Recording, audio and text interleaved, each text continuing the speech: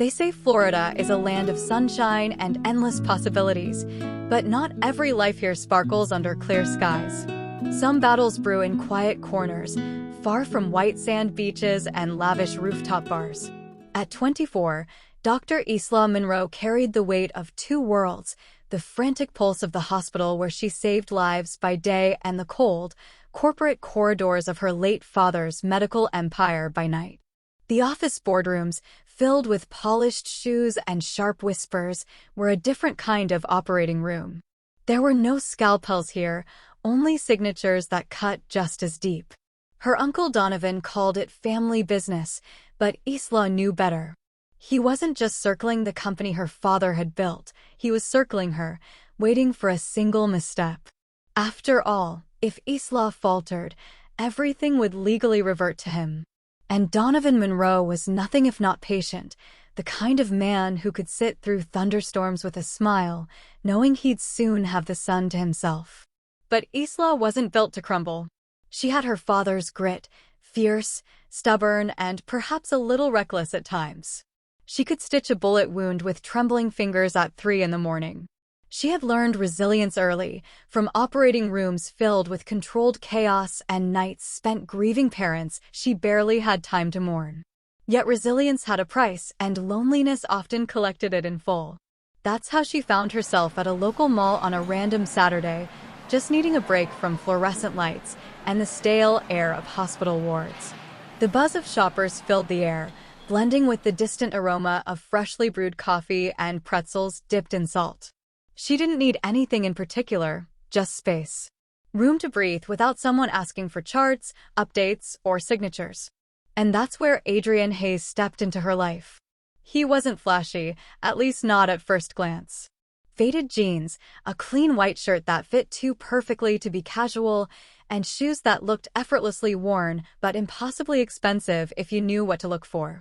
He had the kind of presence that lingered without demanding attention, a quiet storm, subtle but magnetic. Isla didn't notice him right away. But Adrian? He noticed her the moment she walked into the store, her sharp eyes scanning the aisles with an efficiency that spoke of someone who didn't waste time. Most people would have dismissed her as beautiful but distant, polished yet untouchable. But Adrian saw something else, a quiet exhaustion beneath that polished surface, like someone who carried the weight of too many responsibilities. Of course, Isla didn't know any of this yet. She was too busy debating whether she really needed another overpriced coffee machine for the hospital lounge when fate decided to shove them together in the most mundane way possible, a misplaced shopping cart, an awkward laugh, and a simple apology that could have ended there. It didn't. Because sometimes life doesn't announce its turning points with grand gestures. Sometimes, it's just a moment that lingers, a glance held a second too long, a conversation that refuses to fade, and a realization that maybe, just maybe, the story isn't over yet. Sorry about that, Adrian said, his voice smooth but unassuming. He moved the cart aside, giving her space. Isla offered a polite smile, the kind she had perfected over years of dealing with board members and persistent patients. No worries. I wasn't paying attention. Neither was I, he admitted, surprising her. Most people would have left it at an apology. But there was something easy about his tone, as though he wasn't in a hurry to be anywhere else. She nodded, expecting the interaction to end there. Instead, he gestured toward the coffee machines she had been eyeing. You know those things break down in 6 months, right? Her brow lifted in mild amusement. And you're an expert on coffee machines? No, he admitted with a grin. But I'm good at wasting money on stuff I don't need. For the first time that day, Isla laughed, a genuine, unexpected sound that caught even her off guard. She couldn't remember the last time someone had made her laugh without trying too hard.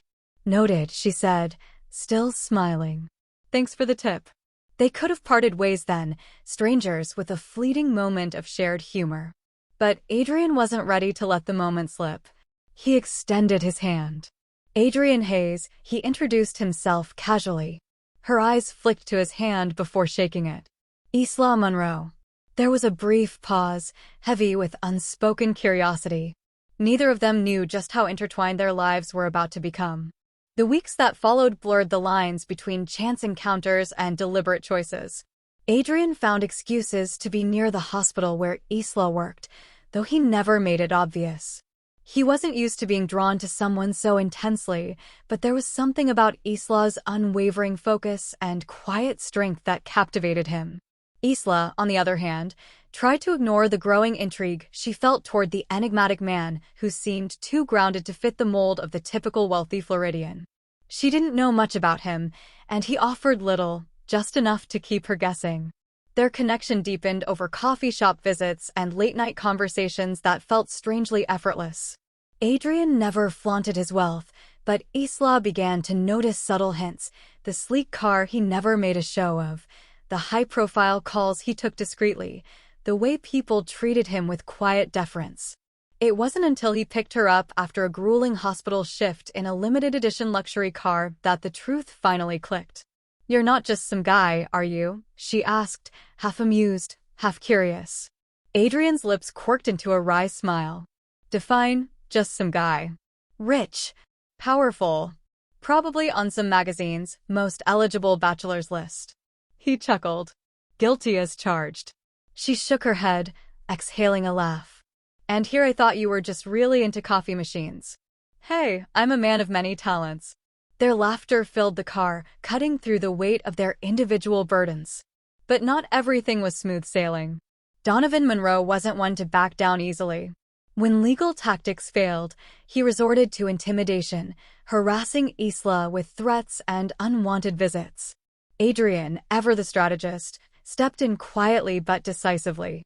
"He's not going to bother you anymore," Adrian promised one evening as they stood on the balcony of his penthouse, the city lights shimmering below. "What did you do?" Isla asked, both curious and cautious. Adrian's expression was unreadable. "Let's just say I have resources." For once, Isla didn't press. She was tired of fighting alone. Having someone in her corner felt oddly comforting. Their love story unfolded not in grand declarations, but in quiet moments: sunrise jogs on the beach, shared meals after long shifts, and stolen kisses under the Florida sky. They weren't perfect, and neither was their journey. But there was beauty in their flaws, strength in their struggles. And as they stood together on that same balcony months later, watching the world go by, Isla realized something profound. Love wasn't about being rescued or completed. It was about finding someone who stood beside you, through the storms and the sunshine alike. Thanks for watching. Don't forget to like, share, and subscribe for more amazing stories. See you in the next episode.